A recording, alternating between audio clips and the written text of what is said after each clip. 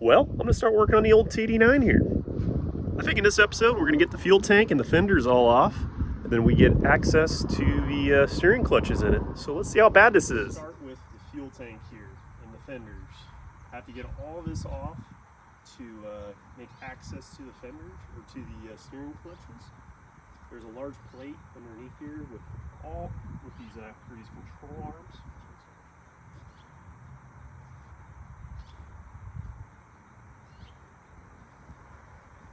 So to do the steering clutches on one of these, you have to take the fenders off and you have to take the fuel tank off. Shut the fuel off.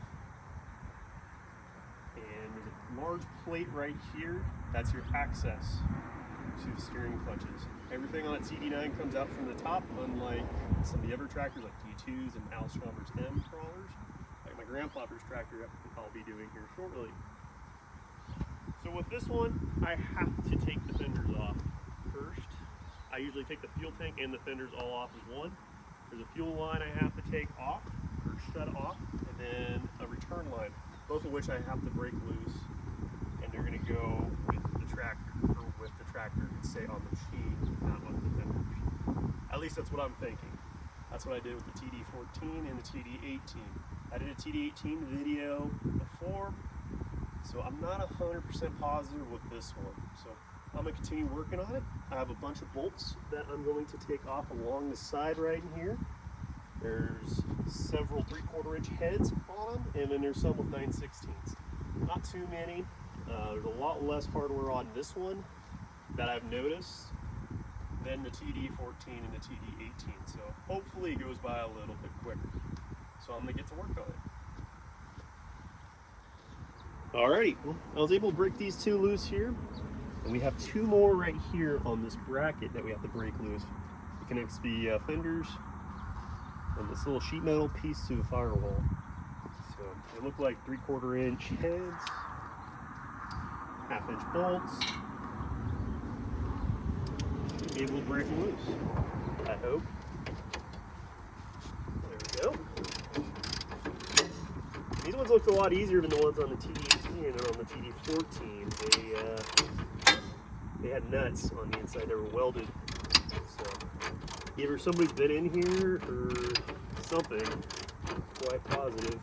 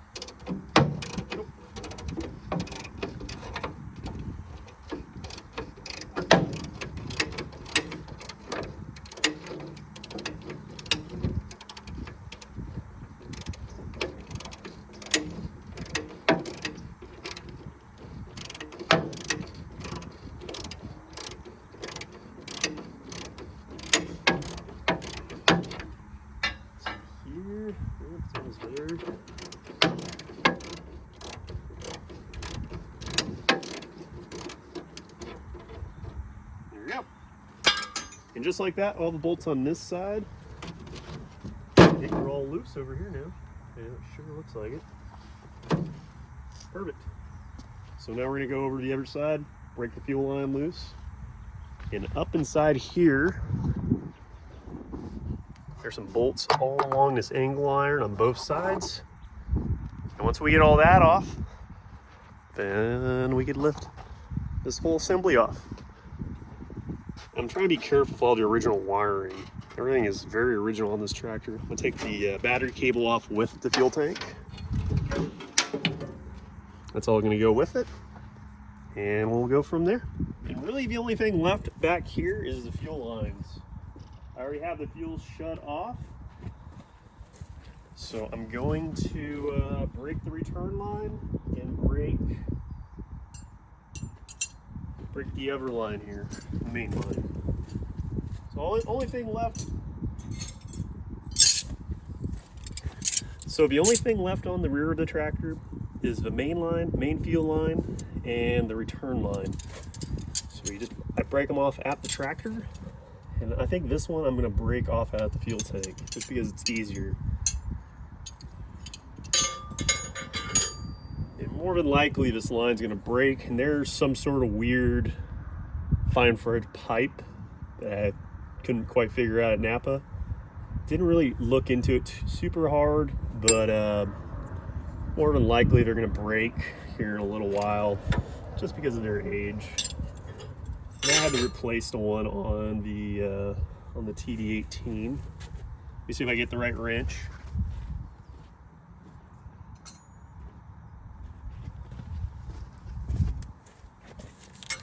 This one looks like it's a 7/8. Okay, perfect. I already broke this one loose yesterday, so we'll finish it off. It looks like it kind of dripped all night. I thought I had it off all the way, but I noticed that earlier when I was offloading something that you'll see later in the video.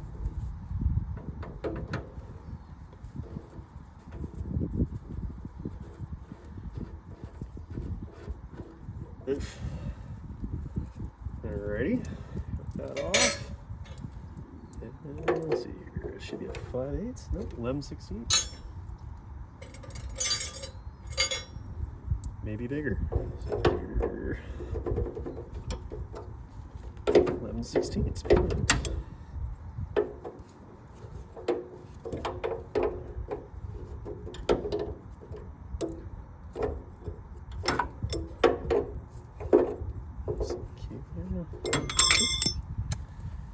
Right into the dirt.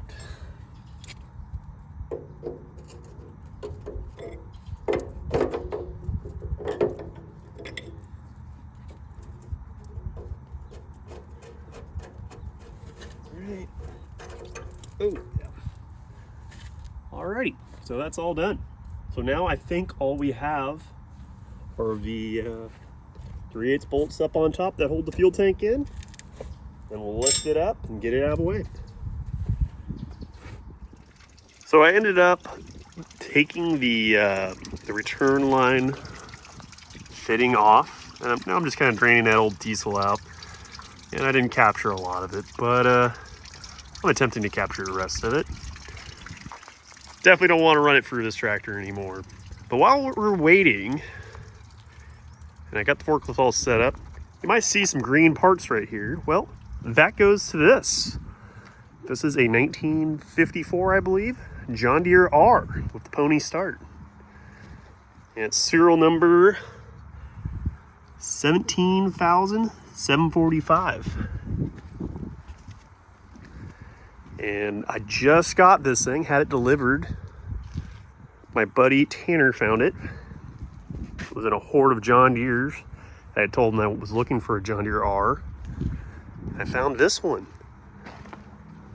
Drawbar is really nice on it. And it is complete. I have the rest of it right over there. Hood, fenders, everything else. And I don't know if this is a Rice special or not, but it's got the bigger tires on it. So, I mean, it looks like a pull tractor to me, so hopefully I can make it run. Fortunately, the engine's stuck, so hopefully it's not stuck super bad. I believe these have steel pistons in it, so hopefully they're not like aluminum that gull up. And the only thing I can really complain about is this repair on the pony motor. That's all brazed right here. Some built up dimes right in here and did a pretty decent job, it looks like, back in the day. But overall, it's pretty nice. Sheet metal's got a few dents and scrapes in it, but not too bad for one of these. Steering's nice and tight on it. So I'm gonna be getting this one inside, and I might be taking this one apart. I wasn't planning on getting one of these that was stuck, but it was just an opportunity to get an R. And they're really cool. They're really, really cool tractors. And this one's got the boxer motor on it, like a cat, instead of like the later ones. They have a V4, so this one might be a little easier to work on. So let's get back to Alrighty, well, we got a little bit of air here. It looks like everything's loose, nothing's binding. So I might just push it on up onto the forks And it's looking very similar to the TD18 and TD14 that I did. So let me slide it over here. I've been finding everything else. And I guess this aftermarket umbrella bracket, I didn't even see it. It's still connected right here. Good thing I haven't bent anything. I didn't even see it. So let me get that broke loose and we'll get this thing on. Just like that, fuel tank and fenders are off. So now, fun part begins, getting inside of here. Alrighty, well, I got everything off. Now I'm gonna get the top deck plate off here. I pulled these dowels that were right here off. They look like this.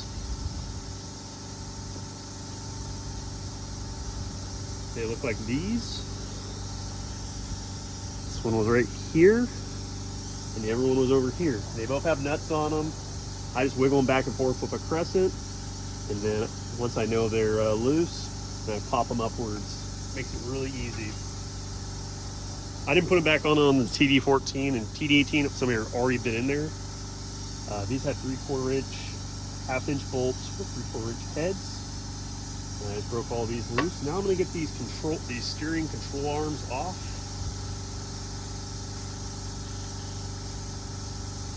So they're out of my way while I work on the steering clutches. And a few little things left. I have these greasers and all these bolts that are holding this all together left to take off. So we'll see what we got once we get this thing all apart. I can kind of see inside there a little bit better, and it looks very rusty, so probably not the best.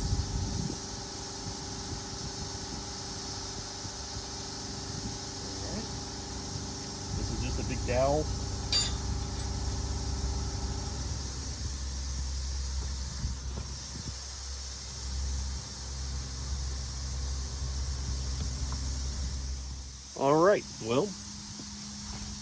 All right, well, we got to get this dowel all the way out. Already drove it out of the way. First control arm.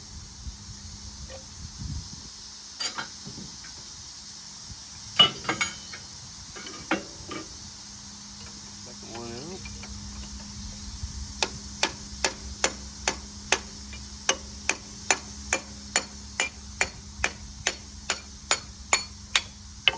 There's the second one.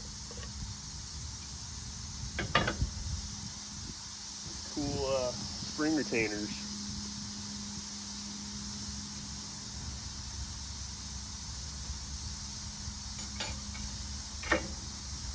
Everything looks good. There we go. Throw this back in here. So basically now all I have to do is just get these greasers off. I believe these cleared. Yep, those are clear. And all these, I believe there's 5/8 or 9/16 bolts, headed bolts here. It should be 3/8 or 7/16.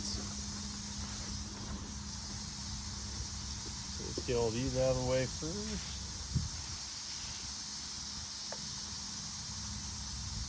So my PB blaster doesn't stop working here.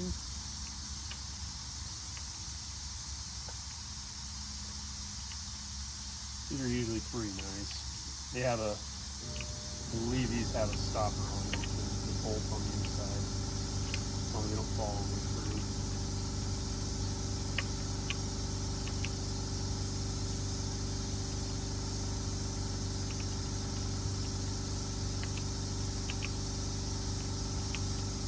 At least the TD14 did. It feels like I'm kind of holding it from spinning on these. Here. Looks like these ones loose.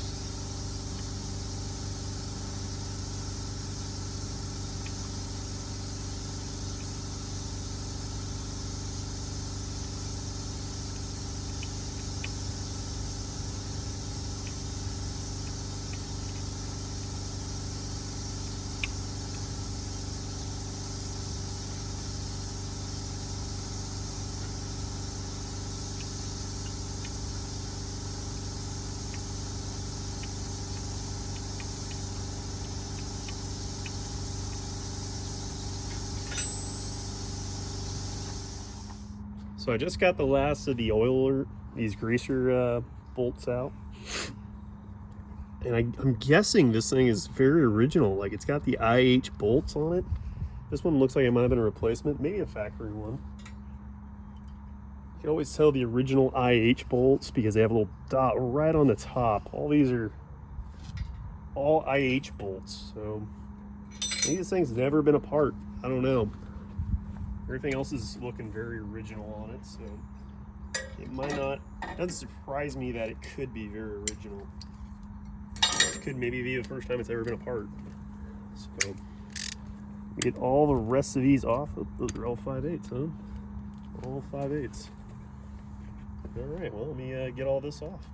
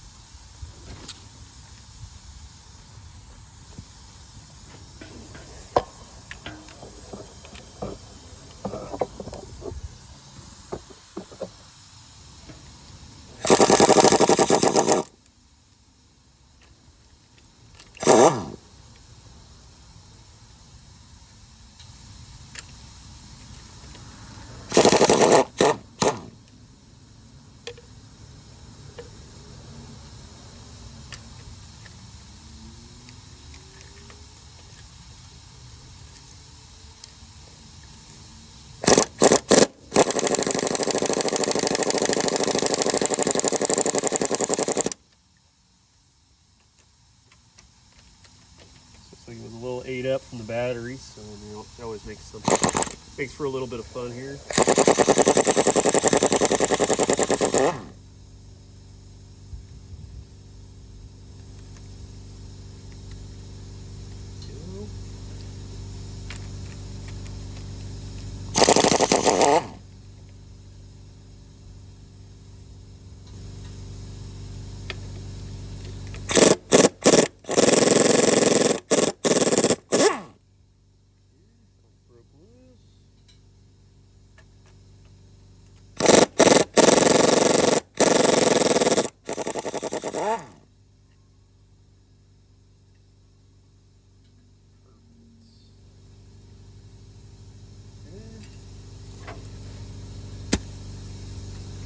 Get all the rest of them out now.